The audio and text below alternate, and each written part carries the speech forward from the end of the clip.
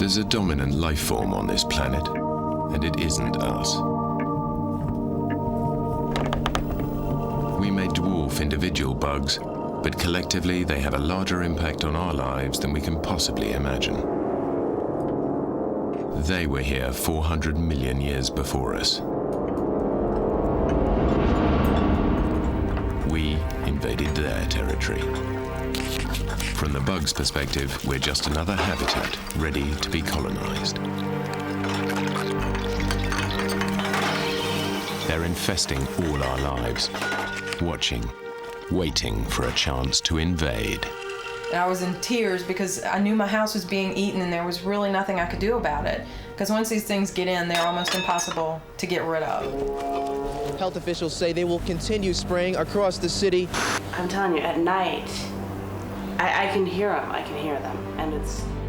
If you thought bugs were just a nuisance to be tolerated in our world, think again, because it's you who's living in a bug world. But it seems like about 500 of them climb up your leg and then all of a sudden say, sting.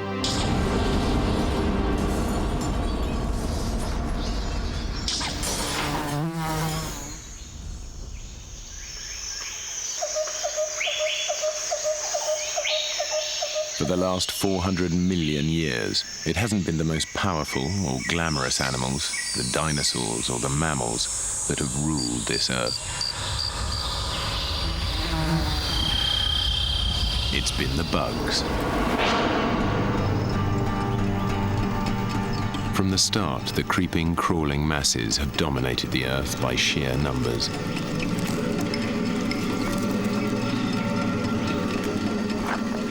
Then, humans appeared. We cleared the wilderness under the impression that the world could be sanitized and controlled, and that we could create a place safe from the insect hordes. But we are not safe. The bugs never went away. Today, alien life forms are taking over whole cities, and killers are crossing continents unchecked. When insects move in on our world, it seems there is little we can do to stop them.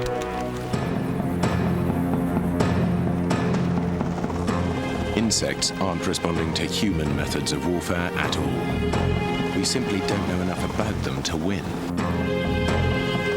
But as we try to understand them better, we are discovering ways to harness some of their strange powers for our own purposes.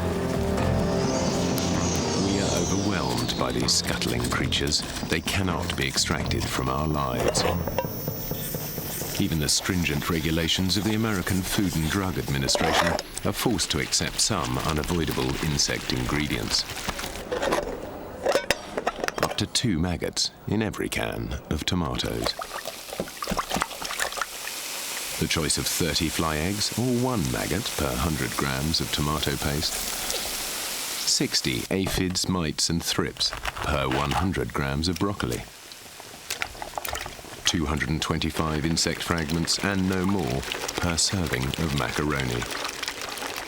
20 maggots of any size, whole or sliced, per can of mushrooms.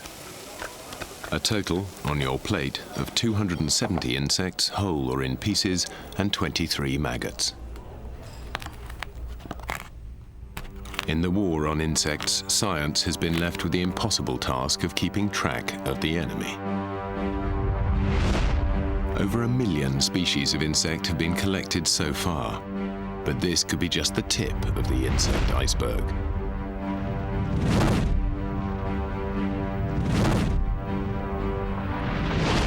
New species are turning up every day. It seems endless.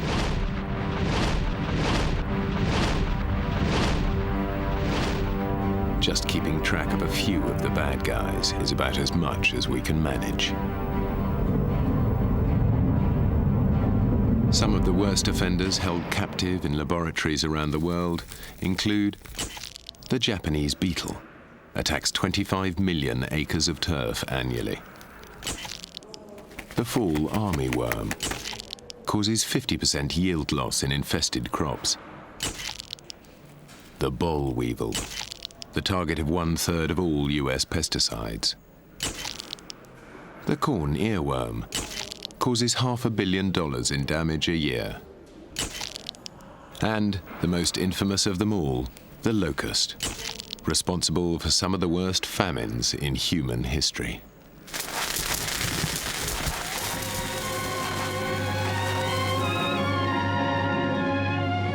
Our lesson this morning is taken from the Old Testament, the prophet Joel. What the cutting locust left, the swarming locust has eaten. And what the swarming locust left, the hopping locust has eaten. What is it, Joan? Teacher, what is a locust? Locust is the name ancient writers gave to the grasshopper. For a nation has come up against my land, powerful and without number. The fields are laid waste, the ground mourns, because the grain is destroyed. Locusts still emerge in biblical proportions.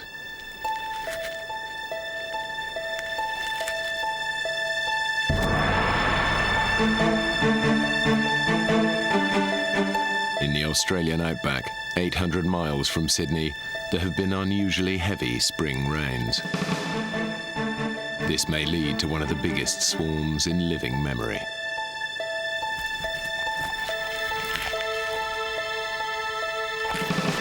For now, the locust control experts can only wait for the enemy to show its face.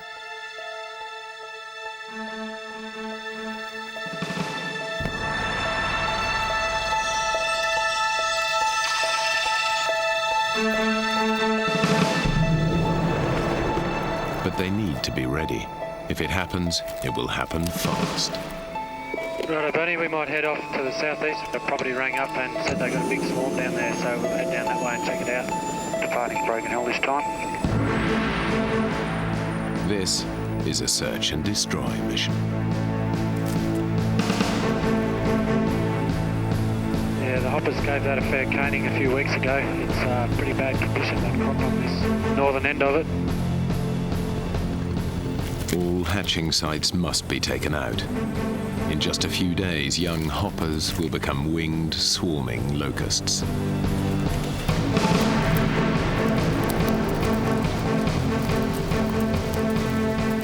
A swarm may number 500 million individuals and cover 400 square miles.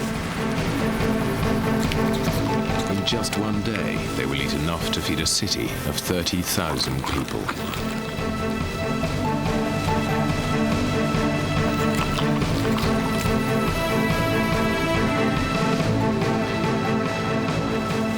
One of the latest strategies is to use a biological weapon, spraying them with a kind of locust foot rot, a fungus that eats them from the inside out, exploding in an eruption of spores that reinfect any surviving animal.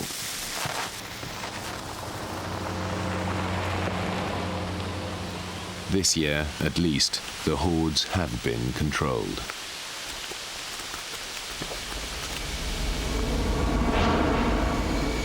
But there are other swarms that seem unstoppable. Ant colonies are highly organized societies. It's their organization that makes them a sophisticated, coordinated invasion machine. One type of ant has been taking over America at a rate of up to 120 miles a year. Fire ants are more than just an annoyance. They can kill. Fire ants are a reminder to us all. None of us are safe from insect invasion. Fire ants are everywhere. Here we are in Jackson, Mississippi. It's the state capital. There's the governor's mansion. This is a little urban park. I'm sure they treat for fire ants, but they're still here. In fact, here's a dead mound, looks like. I guess it's been treated. But I'm sure we can find a live man down here somewhere. A single colony may number 250,000 ants, each with a sting like a red-hot needle.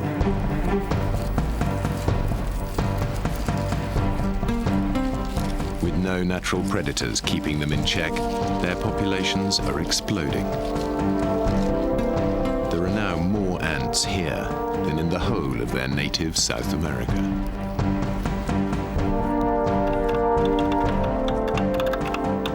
Jerome Goddard is Mississippi's public health entomologist. He's been working on the front line of this invasion for years. Fire ants were accidentally brought into the United States in the Mobile, Alabama area in the early 1900s and have subsequently spread to most of the southern one half of the United States. They characteristically make a mound. When disturbed, they come boiling out, stinging everything in sight. It seems like they all climb up your leg and sting all at one time. It may actually not be the case. They may just be stinging so rapidly that it seems that way, but it seems like about 500 of them climb up your leg and then all of a sudden say, sting. At worst, this can cause a fatal allergic reaction. At best, every sting leaves an agonizing blister. There was a man in Alabama who was in a bar and he was drunk, and he decided to try to walk home, and somewhere along the way he didn't make it, so he was going to go to sleep, so he used a fire ant mound as a pillow and received over 5,000 stings. The fire ant control campaign has been described as the insect Vietnam, but this war is still going on. Over $2 billion a year are spent trying to control them. Nothing has worked. Why are these things so indestructible? To understand the power of the ant, we have to imagine a whole new concept of existence. Imagine a giant creature that can split itself into 1,000 little bodies. They all function as one, but individuals are expendable, so it's almost impossible to kill. This is not science fiction. This is the superorganism. Here is one leafcutter ant. And this is another. Although different individuals, they're both just parts of the whole leafcutter organism. The individuals are linked together by an invisible web of chemical messages called pheromones that allow the masses to act as one. To explain this concept, the different roles in the colony have been famously compared to the different parts of the human body. The queen is the reproductive organ. The workers are the supporting brain, heart, and gut. The exchange of liquid food among colony members is equivalent to the circulation of blood. One person is not the same as a single ant. It's the whole colony of ants that functions like one human body.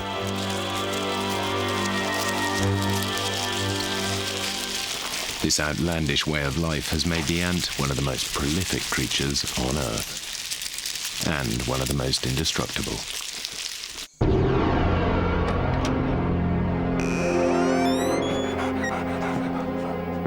Ants are only one example of the superorganism.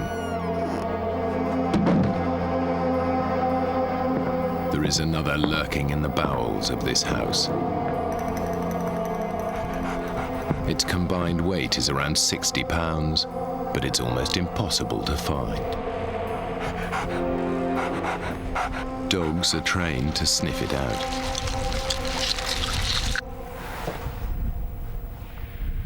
Pray this man doesn't find one in your home.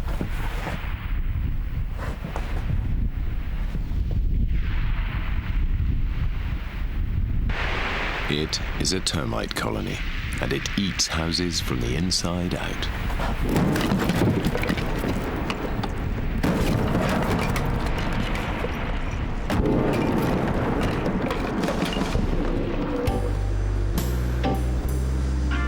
Formosan termites hitchhiked to New Orleans in the 1940s on boats from Asia.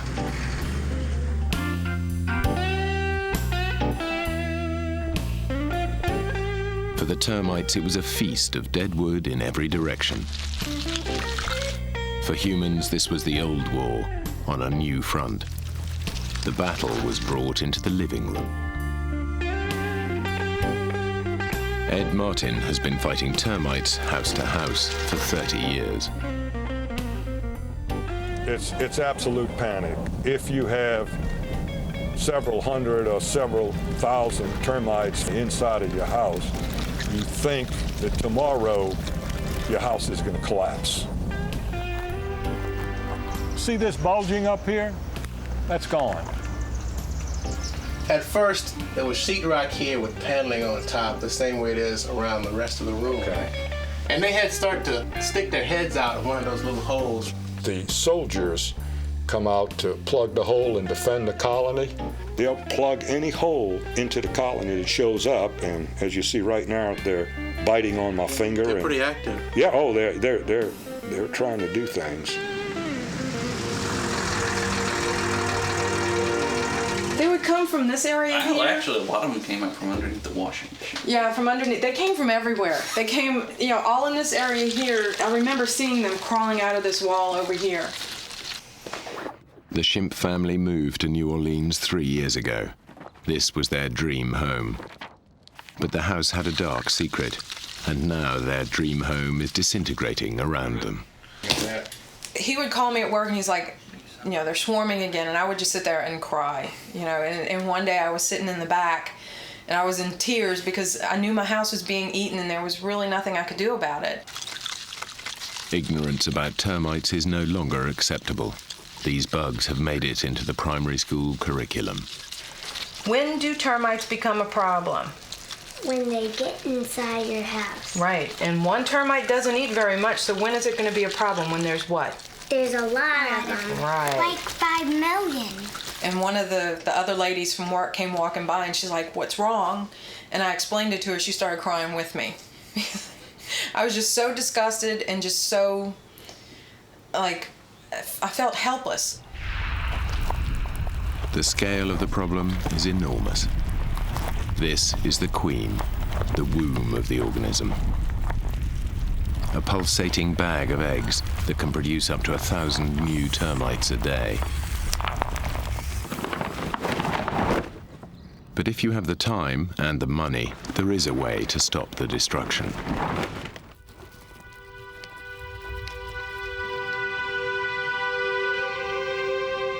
The house is wrapped up like a patient with an infectious disease. The termite, like the ant, is a superorganism. To destroy it, every member of the colony must die. The only sure method is to gas them.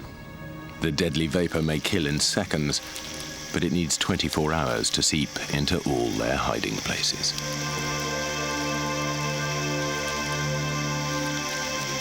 It's a massive effort to kill such tiny creatures, but for this house at least, the battle has been won.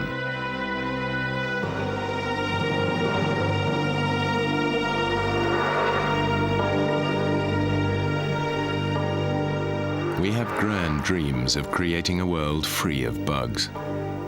But when occasionally we succeed, we realize we need bugs. These massive modern farms are an example. The blossoming crops need to be pollinated, and there's nothing here to do it.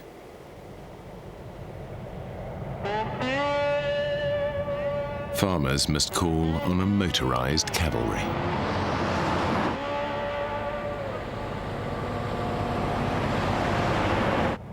Domesticated honeybees are being driven around America to do the work wild bees are too rare to do. In this truck, there are 24 million professional pollinators. Each hive can make over 10 million flower visits in a day.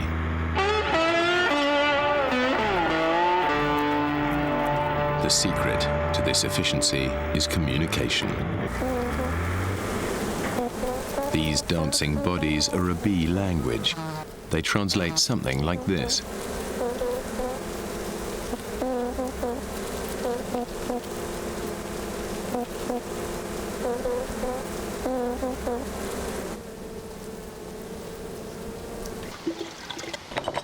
Our reward in this relationship is $15 billion in agricultural revenue.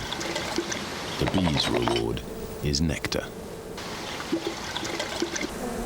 Back in the hive, they regurgitate the sugary solution and dehydrate it. The end result is honey. Honey is regurgitated bee spit. It takes 4.5 million flower visits to make a pound of honey. That's the equivalent of a bee flying around the world 4 times to collect a single jar. Man's relationship with bees dates back to the Stone Age, but in 1957, it all went wrong. A killer was set loose on the Americas. A maniacal killer breeds a strain of giant bees that can kill a human being on command.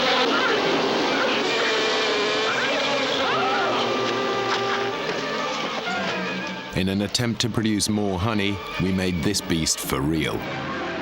Scientists crossed the aggressive African bee with the docile honeybee and created a monster.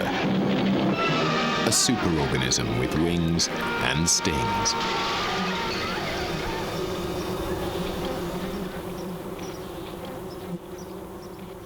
The killer bee has proved impossible to control, and they're spreading faster and further than expected.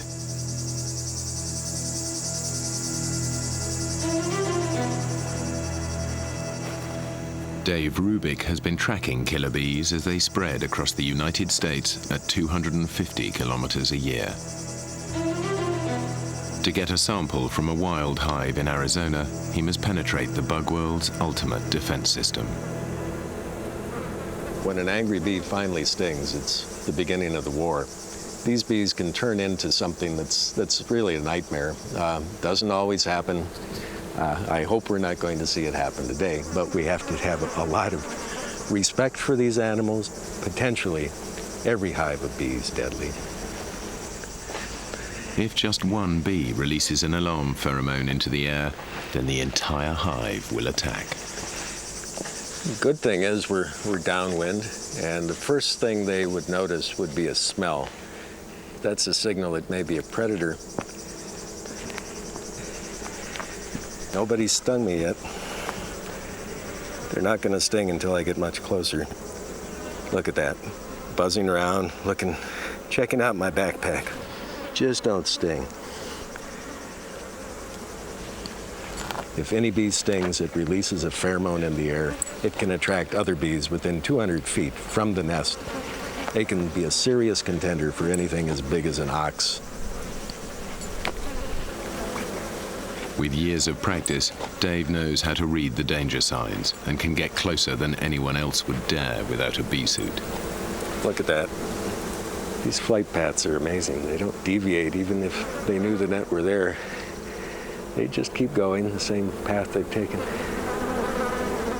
Okay, I've got a couple bees in the net. I'm going to back off and then take my sample. There's a bee in my face. That's what I didn't want.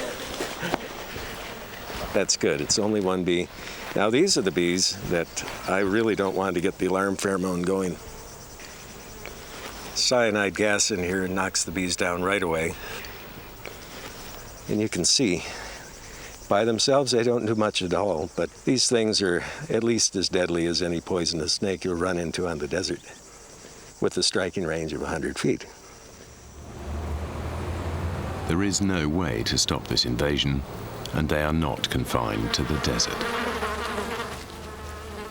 In the United States, at least in the South, we're going to have to know how to live with honeybees from Africa. They found everything they need here to survive. No competitors, no serious predators, and they're here to stay.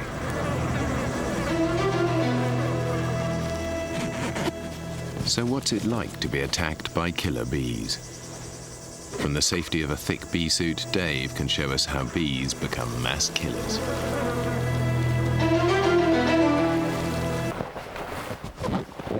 This is one of Dave Rubik's more dangerous demonstrations. By upsetting just one bee, he will push the Bugworld's nuclear red button.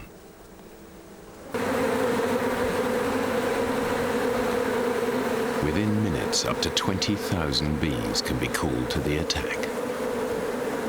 This colony was so docile before this got started, but they keep coming because the alarm pheromone drives more of them out to do this.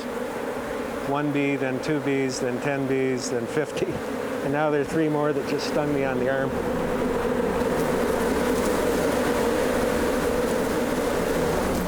You have to wonder what people do when they don't have bee suits. Well, I've seen it a few times, and it's very disturbing. A horse rolling on the ground with these bees just releases more and more sting, odor in the air, and a horse would be stung to death in about a half hour.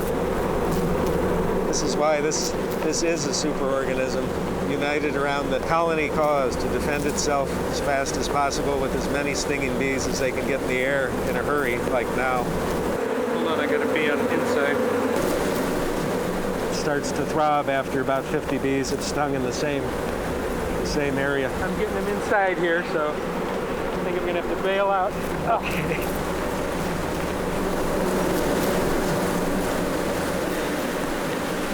These bees are angry. What did we do? We didn't do anything. One little bee was squished, and this is what happened. I can't believe it.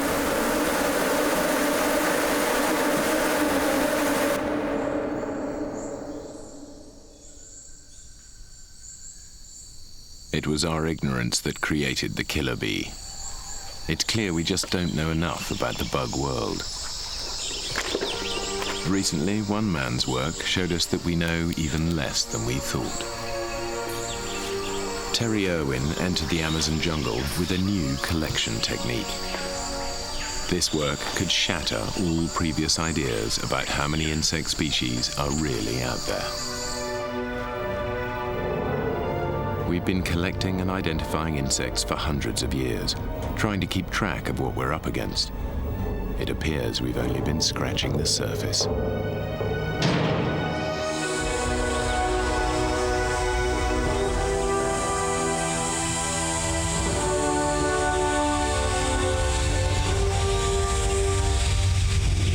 Terry's insecticide fogger reaches places inhabited by animals no human has ever seen before.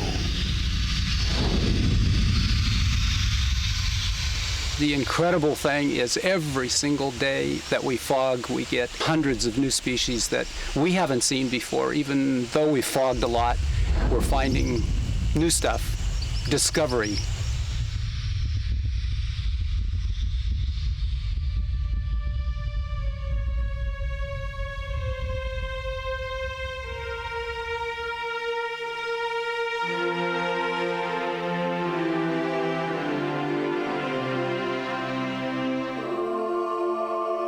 What Terry is discovering is the sheer scale of our ignorance. 20 years ago, we thought there were about 2 million more species of bugs left to discover. But according to this study, there are more like 29 million. When you look at the ratio of this group of animals to everything else, including us, all the mammals and plants and so forth. And if you use my estimation that there's 30 million species on the planet, then the ratio is 97% to the insects and their relatives and 3% to everything else. An estimated 29 million species of bug yet to be discovered could be viewed as a horrifying prospect. But to assume all insects are a problem to us would be a mistake. Most have other roles to play. A new look at the bug world could reveal not just pests and invaders. Insects might even be recruited as allies.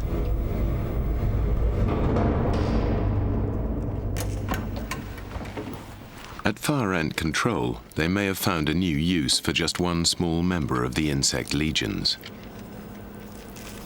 This tiny fly can be used as the biological equivalent of a guided missile. The flies have been imported from South America and are being tested in a kind of fire ant hell.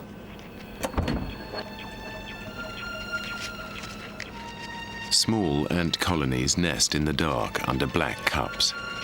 But every 15 minutes, the cups lift up. Somewhere else, another cup drops down.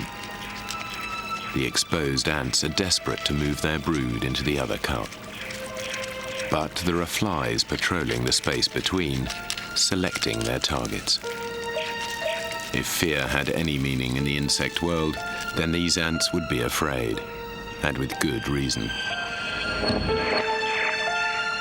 With each strike, the fly fires an egg into the ant's body.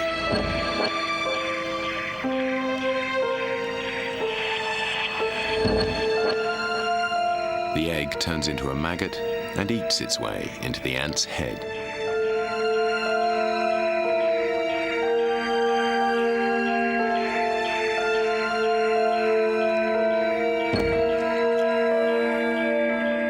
After the maggot has finished eating the ant's brain, the next generation of body snatchers emerge.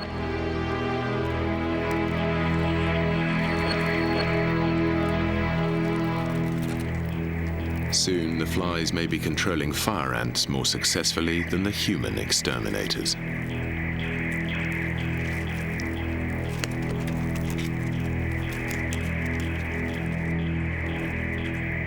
Understanding the power of insects is nothing new.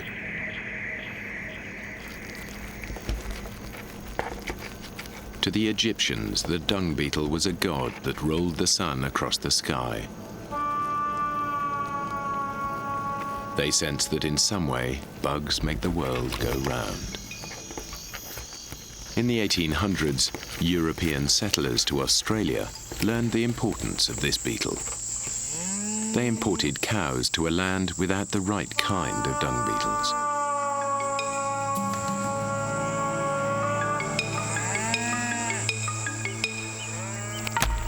The cows produced dung, and the dung covered Australia at the rate of 12 million cowpats an hour. The economy, the ecology, and the colony were all threatened. In 1966, someone spotted the missing link, and the right beetles were sent to Australia. They went forth and multiplied.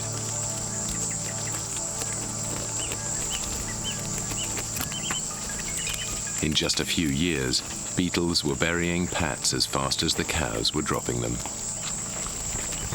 To humans, it was a miracle. To the beetles, it was a simple, everyday life of rolling dung and stopping anyone else from stealing your ball.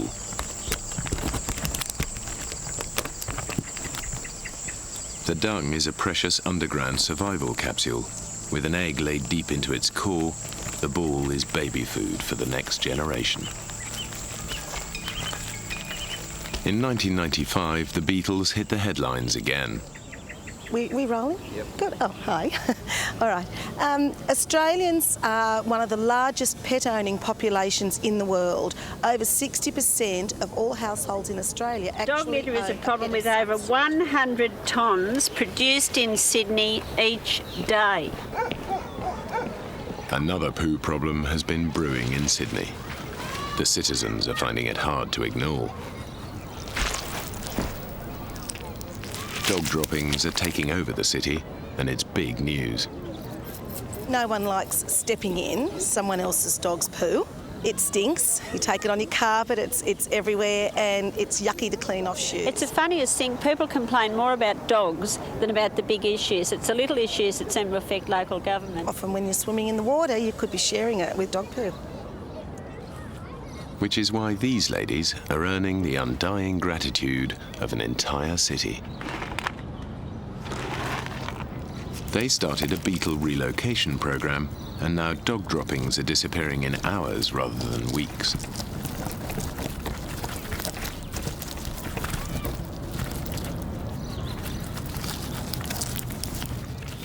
All of this has made the dung beetle one of Australia's more welcome immigrants.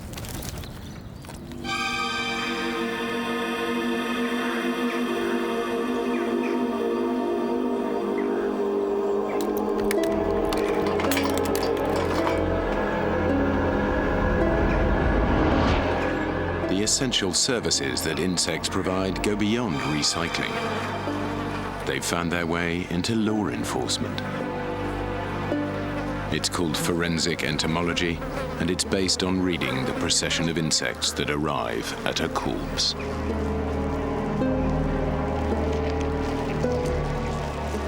Flies are the first to sniff out death. They lay eggs which hatch into hungry maggots, and they begin to dismantle the body in a very specific way.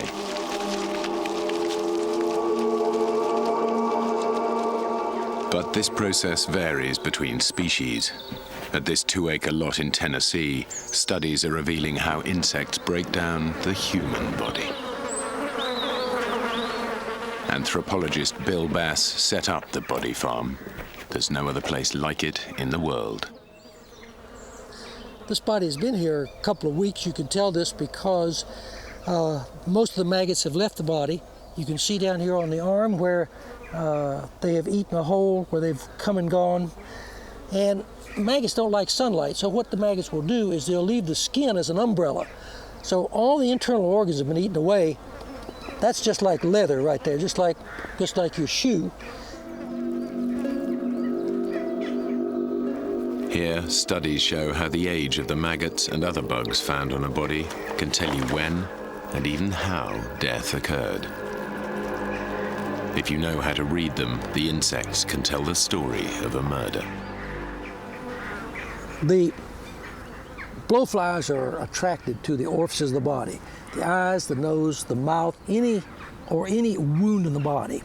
If the right hand was down to bone, the left hand still had tissue on it like it does there, then that's when you want to, as a law enforcement officer, you want to be very careful, because that's an indication that what you have is that individual was stabbed or cut so that the flies are attracted to that opening in the skin. This macabre work is vital research for the police and the FBI. I testify in court which criminals have been convicted based upon the evidence supplied by the insects. And really what I'm doing is using the research from the body farm, speaking for the insects and what they tell us about how long that individual's been there. This work relies on a constant supply of bodies. Surprisingly, people actually donate their bodies to this project. But then it's the only place in the United States where your body can return to the earth as nature intended.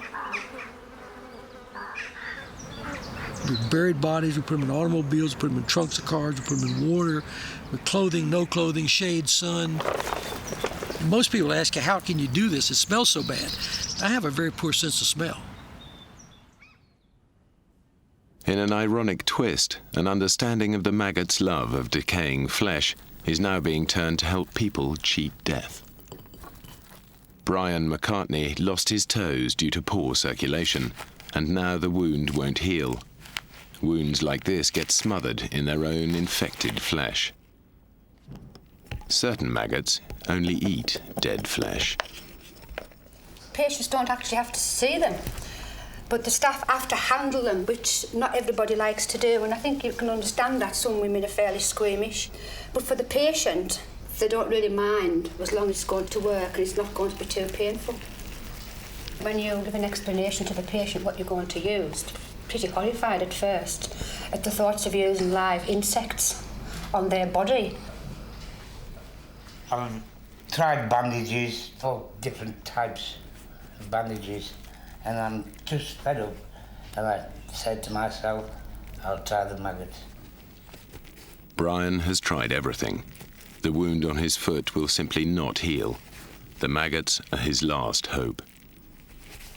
And these aren't any old maggots. They have a pedigree. They come from a laboratory in Wales, where flies have been trapped into reproductive slavery, a life of captive luxury. They're given everything a fly could want, a diet of pure sugar, and a supply of prime liver for egg laying. These are the cleanest flies in the world. Their offspring will succeed where our modern medicine has failed. It takes just 3 days for the maggots to work their magic. So you didn't have any nasty painful sensations or anything last time? No, just like normally just now. Brian, that isn't pulling too much, is it? No. Oh, wow. You're going to be really pleased when you see this wound. It's absolutely lovely. You've done a really good job. For the first time, Brian's wound is starting to heal. These poor things have been on here for 3 days. They've worked really hard, and I'm going to throw them away. Feel like rewarding them with a good feed.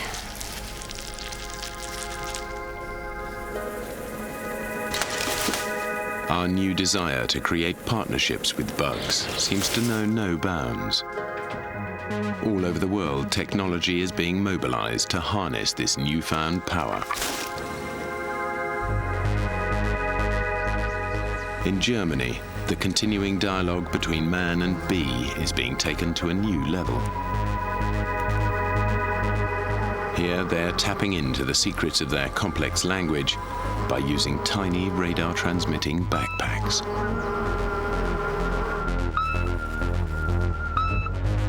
Elsewhere, scientists are even trying to use the bees' detection systems to track down landmines.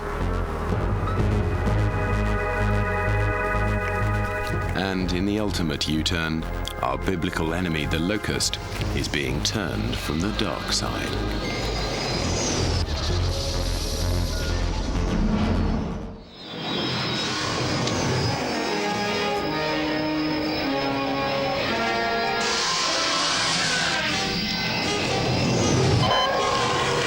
This locust isn't just watching Star Wars for fun. The locust is immobilized here in a little seat, which is quite comfortable, a little plasticine seat. And we are able to use a very fine wire here, and we can pick up little bursts of electrical activity which is conducted along the wire to a screen here. And we can monitor which features of the visual image. Claire Rind at Newcastle University realised that the locust reacts to the near collisions on film as if they were other locusts in a swarm. And it's at those shots where the neuron fires at incredibly high rates. It tells the locust that it's time not to be there.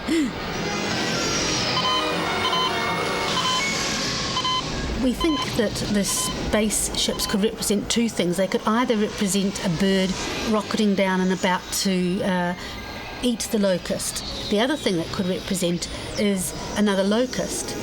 These animals fly in great swarms, and they each hold their station about 30 centimetres away from the neighbouring locust, and they have to avoid collisions in those swarms.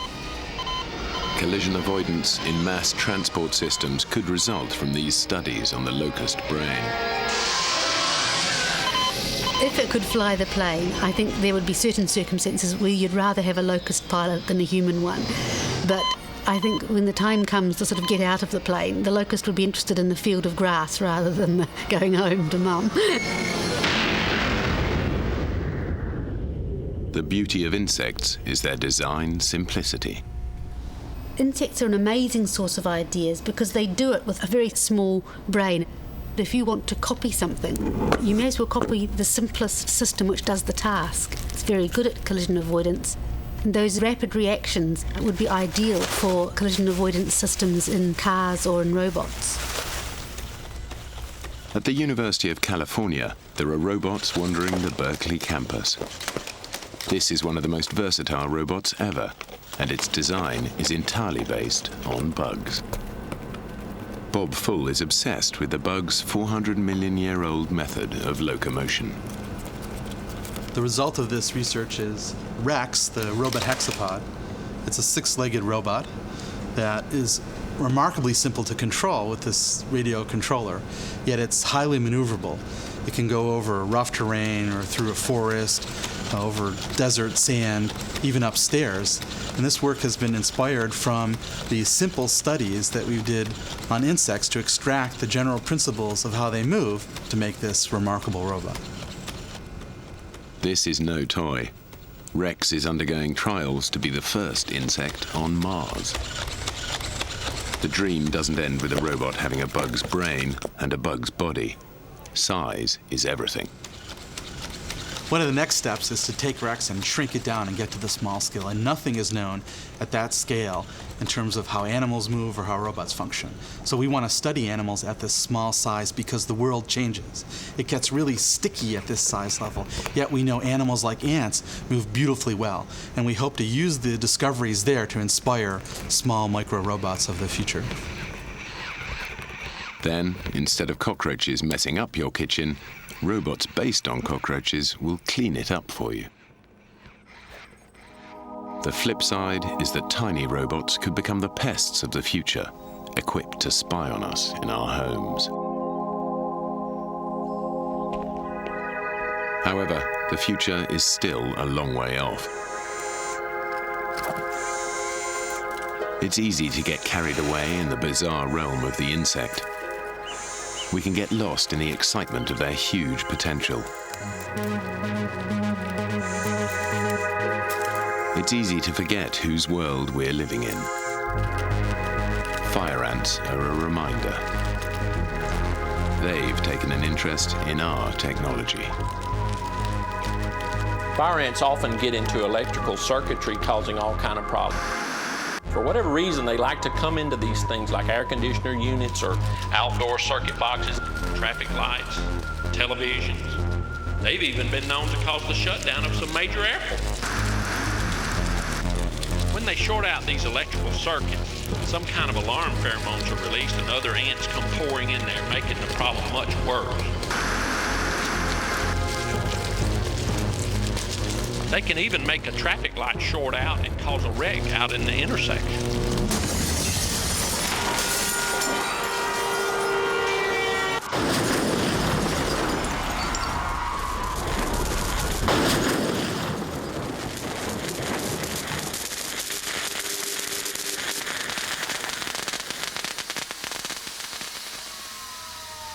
In Florida, they say that if you have a car wreck, the fire ants will get to you before emergency services do.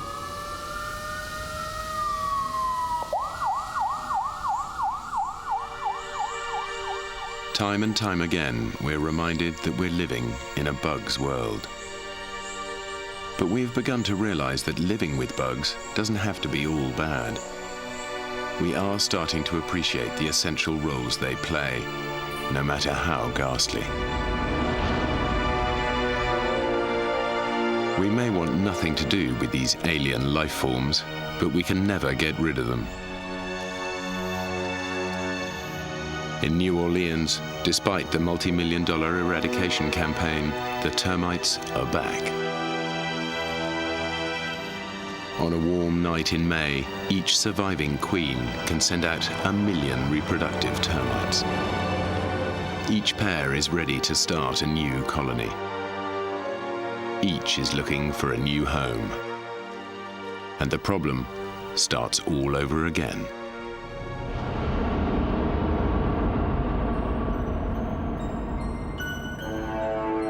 It's frightening for us to accept how powerless we are against these tiny invaders.